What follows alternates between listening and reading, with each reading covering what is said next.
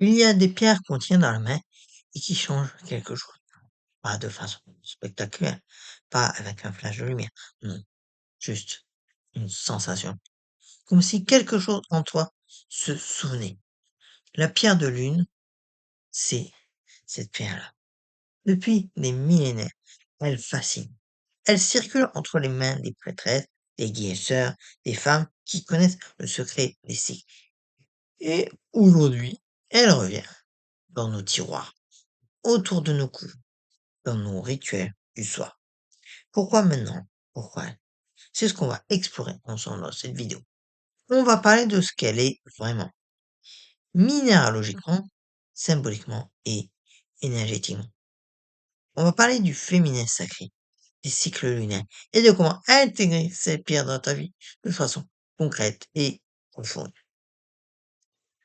Installe-toi, prends peut-être ta propre pierre de lune si tu as une et laisse-toi guider.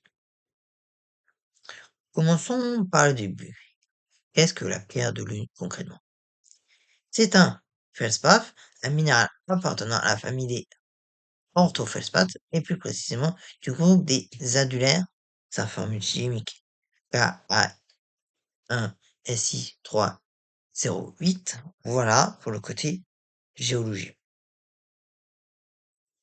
Mais ce qui rend cette pierre absolument particulière, c'est ce phénomène qu'on appelle l'adulation. C'est ce reflet bleuté, argenté, presque liquide qu'on voit bouger à l'intérieur de la pierre quand on l'incline.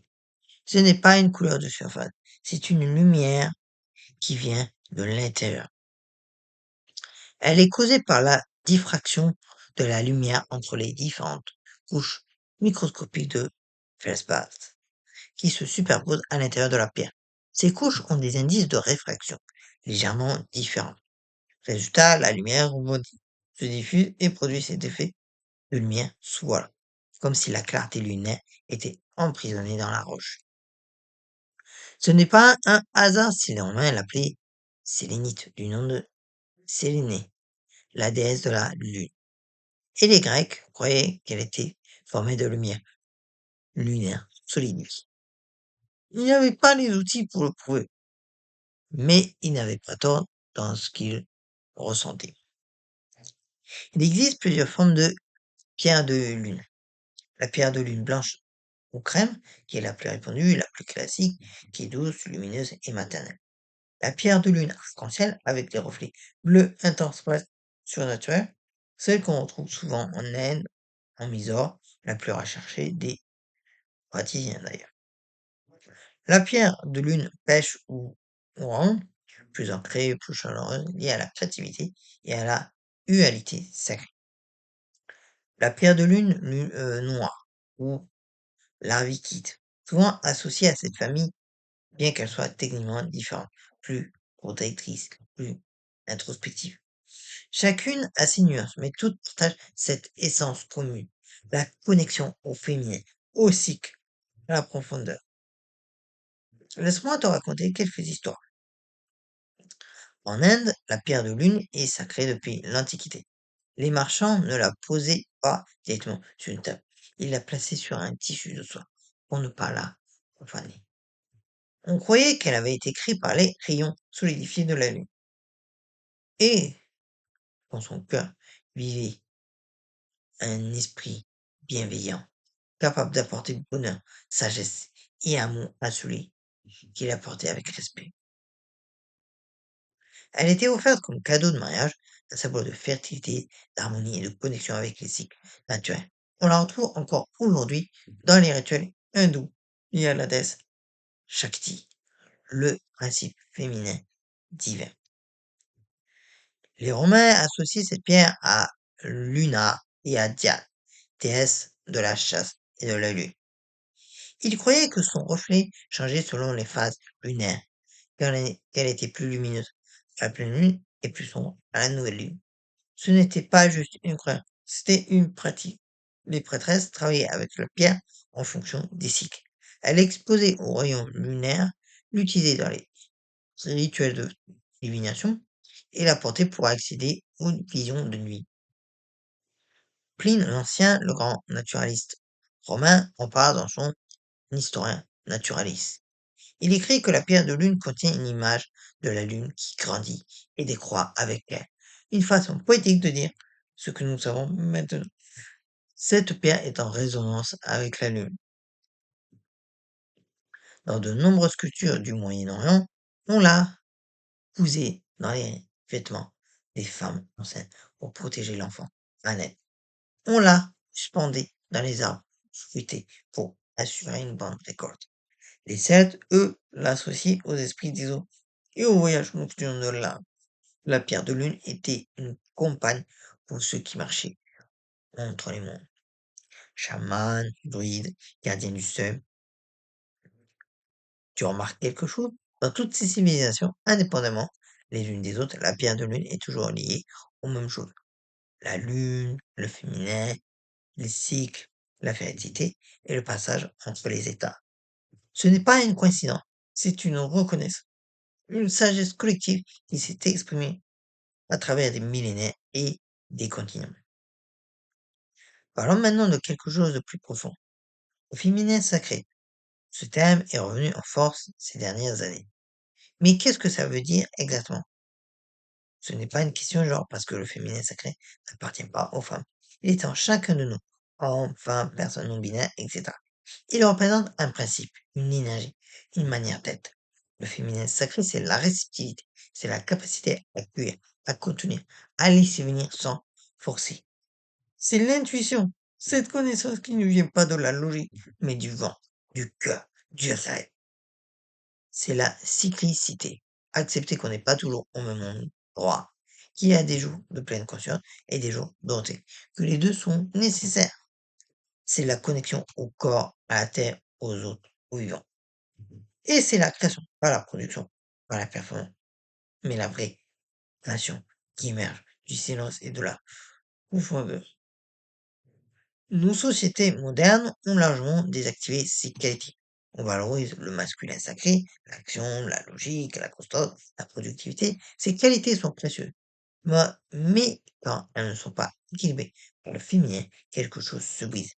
On se retrouve épuisé, coupé de nos intuitions, incapable de se reposer sans culpabilité, effrayé par nos émotions, déconnecté de nos corps. La pierre de lune arrive souvent dans la vie des gens au moment où ce déséquilibre est maximal, comme si elle était une invitation à revenir. Énergétiquement, la pierre de lune est associée au chakra du cœur, au chakra sacré et surtout au troisième, le centre de l'intuition, de la vision intérieure et de la perception subtile. Elle travaille en douceur, elle ne force rien, elle révèle.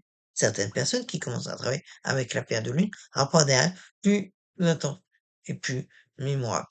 Une sensibilité émotionnelle accrue, pas toujours aussi confortable, mais révélatrice.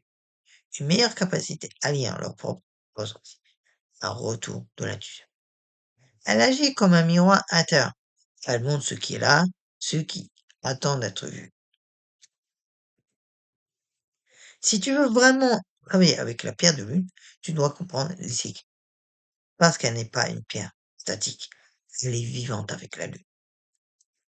La- On va parler des quatre grandes phases. Donc, déjà en premier, la nouvelle lune.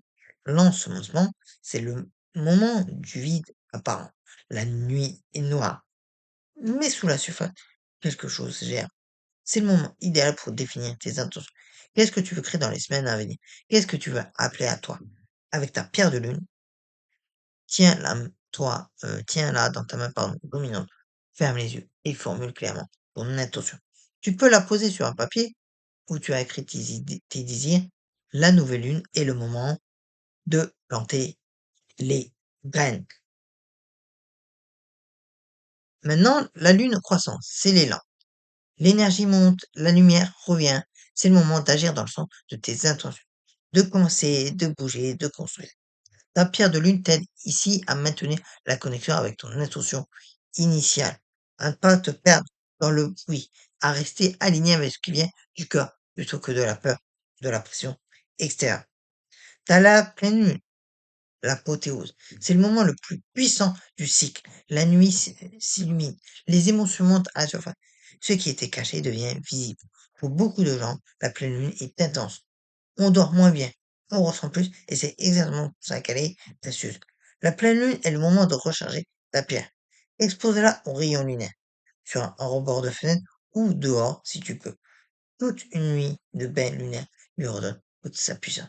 C'est aussi le moment des rituels de gratitude, de célébrer ce qui a jamais depuis la nouvelle lune et de lâcher ce qui ne sert plus.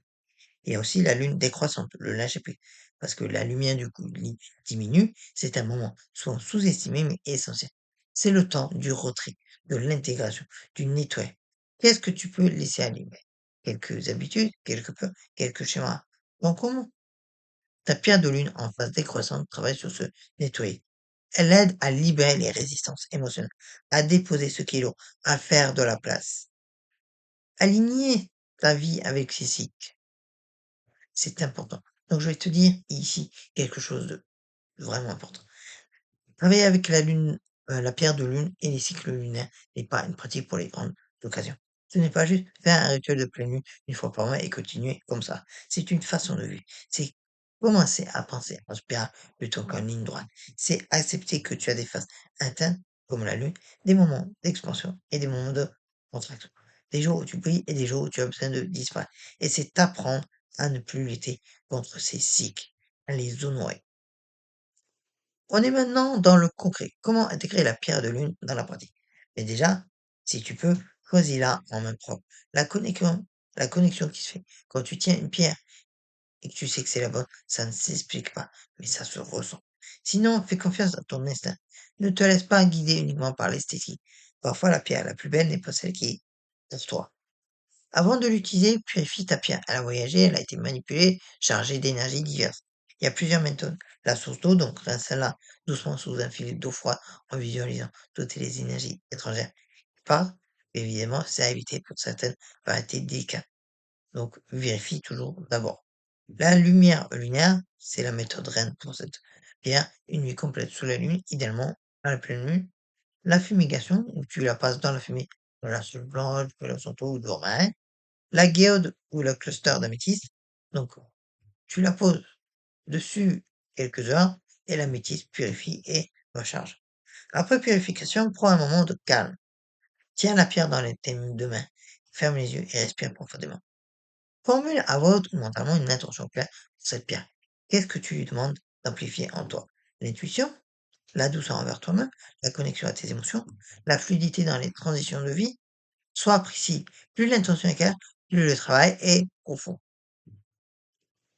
Voici quelques façons simples de vivre avec ta pierre.